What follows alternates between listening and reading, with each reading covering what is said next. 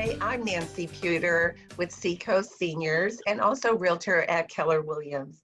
And today our guest speaker is Susan Stewart, Community Relations Coordinator at the Villages of SLO in San Luis Obispo. Thank you for being here with us today, Susan. Of course, my pleasure. So as you know, at Seacoast Seniors, we address the most often questions that we hear that older adults and their families have asked us over time.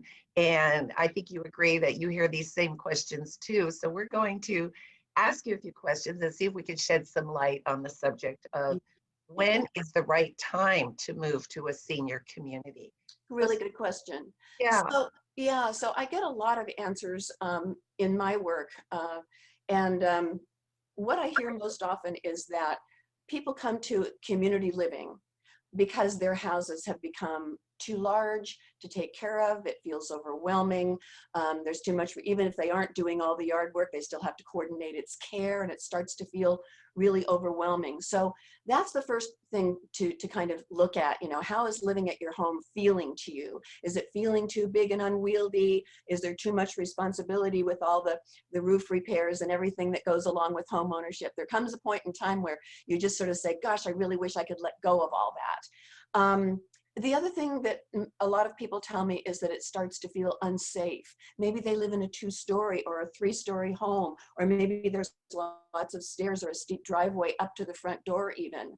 And so if you start to feel like you're not safe in your own home anymore, that's a pretty big red flag as well. So safety for sure, feeling overwhelmed by the responsibility of it. And then the other thing I hear an awful lot, especially from women, is that they are just sick to death of cooking and cleaning. And wouldn't it be nice to have somebody else do those things for you, you know? And in a community setting, often those things are offered, and it's just such a nice relief. Not only that, not just the cooking and cleaning, but even the driving. You know, most places have a staff of drivers. So if you want to let go of that driver's license, if your kids are bugging you to give it up, then having access to good drivers every day is really important. And are you feeling isolated? Sometimes people start, you know, in that beautiful home that you've lived in for so long, you can start to feel a little bit isolated after a while. If you're not driving as much as you used to, if your contemporaries aren't visiting as much as they used to, if the kids have moved away, it can start to feel like you're all alone in the world, even in that nice house. And so moving into a community setting that goes a very, very long way to solving that problem. So those are the things. Oh, the other big red flag is that oftentimes your children will begin to express their worries as well. And I would say, listen to them. So those are the main reasons. Good advice.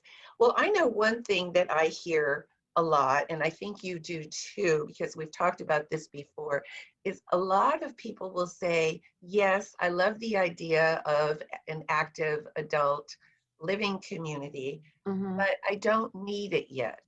Oh, right. I'll move there when I need it. Okay. So how would you address that, possibly why it would be better to make a move now instead of waiting until you need it? Right. The best answer to that question is the definition of need. A lot, you know, when you are waiting around to move to a community because you don't need us yet, that means you're waiting for an accident or a crisis. And if that's your definition of need, then that can be a kind of a dangerous position to be in, because sometimes the crisis or the accident will actually get in the way of making this decision. And then your choices are far, far more limited. So, so I would say that there are a number of very good reasons not to wait until you need us. Do it before that need arises. And you know, the most obvious is the one we just talked about, is if you wait for the need to arise, the chances of your having an accident at home or an illness or an injury to come up that is then a crisis, then you are forced sometimes to make a decision too hastily, and oftentimes your choices aren't as great as they once were if you did it when you were still sound of mind and body. Another reason is that there is so much to enjoy about communal living. living, new friends, new hobbies, new interests. There's a whole world of ideas and experiences waiting for you in a communal setting that you wouldn't have any idea even existed until you do that. It takes a village sometimes. So don't wait until you need to, because then you might miss out on all those things that you can still enjoy while you're still able-bodied and sound of mind. And then the last thing that I will say is that if you do it earlier, instead of waiting for that crisis, instead of waiting for that need, you have a lot more control over the downsizing process. So if you wait till the crisis, and somebody else is going to come in and make those decisions for you because it's a crisis, right? But if you do it ahead of time, then you can control that. The things that you take with you, the things that you give up are all still under your control, and you can choose the timing and all the rest of it instead of having somebody else make those decisions for you. Make sense? That's great. Yes, totally.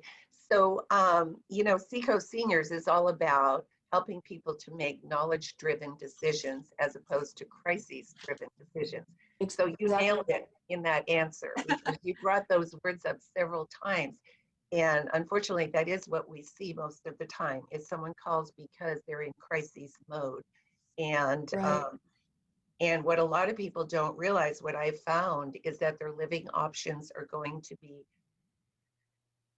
much wider. They're going to have more opportunities if they make a decision before they're not doing so well than after. Exactly.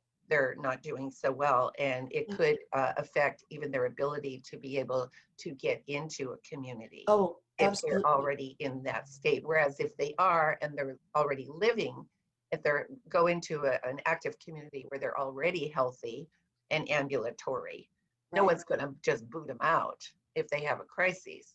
Right. But they're in a much better position, and they're already situated because they've made a knowledge-driven decision.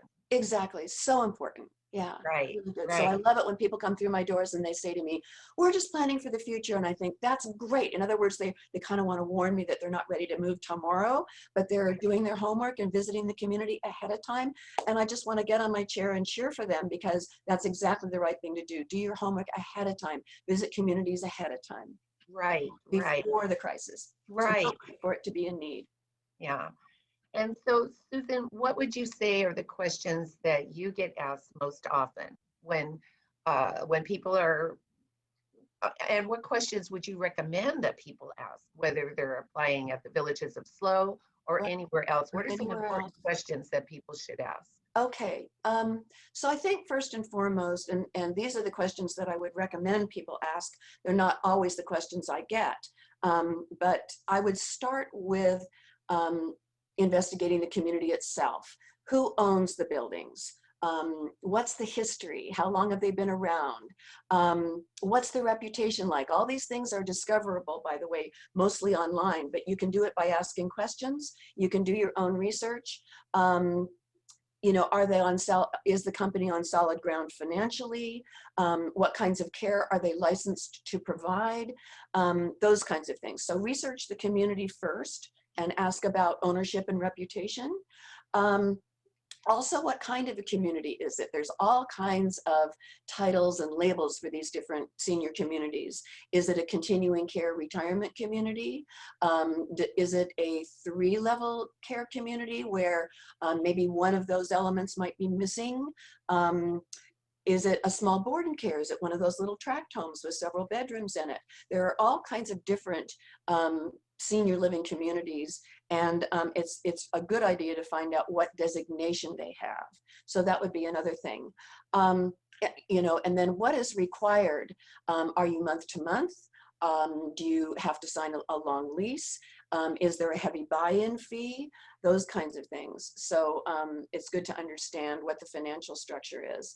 The next thing, of course, is always a big consideration, and it's probably the most common one I get, is how much is it going to cost me? Mm-hmm. And so absolutely, find out what the fee structure is.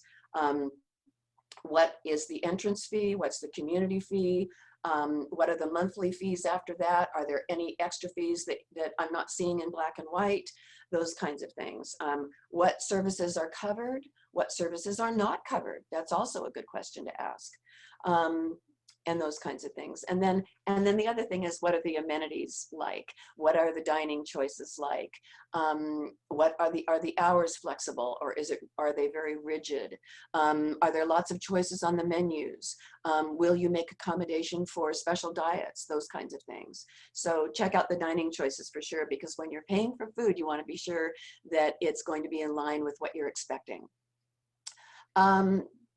And then also, I think another big thing to look for, another big question I get asked are, what are the activities like? So what's the activities program? What do they offer? Look at a calendar. And if you have a chance, and I highly recommend this, do visit these communities.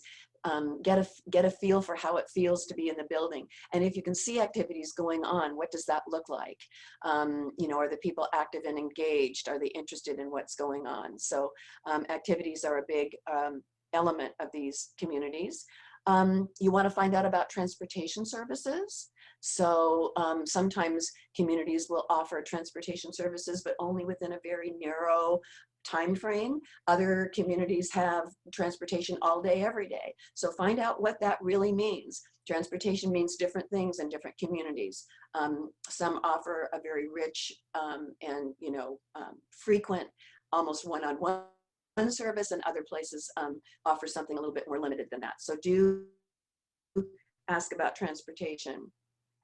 Another question I get a lot is, can I change the apartment or the cottage or wherever it is that you're moving to? Can I paint a wall and put up shelves? Can I wall mount a television? Can I put in a screen door? Those kinds of things. It's important to know what you can change, what the rules and regulations are around that, and what does a community allow and what do they not allow in terms of changes. And then let's see, another big question I get is, especially from couples, is what happens if I need more care? Or what happens if you're a couple, if one of us needs a certain kind of care and the other one doesn't? What happens then? So find out what your community of choice offers in terms of additional care. If you move in as an independent person and then you develop a need later on in life for more care, how do I get that? Am I allowed to hire in care from an outside agency? Or do you have that available in my independent apartment? Does your staff provide that? How much will it cost? What happens if my husband needs more care than I do? Those kinds of things. Very important questions. My gosh, Susan, wow, you are always a wealth of information. Oh, okay. Well, I've been doing this a while. We have So time that's for one more. You are just an unending flow of information whenever we speak. But we have time for one more. Do you have another one that you want to wrap I it just up have with? one more, a couple more things about questions that you should ask. Have you got time for that? Sure. I would say, and these are kind of at the end of the little list that I had for today. And they're probably not as important as the ones we've already gone through, but I think it's a good idea to understand the visiting policy.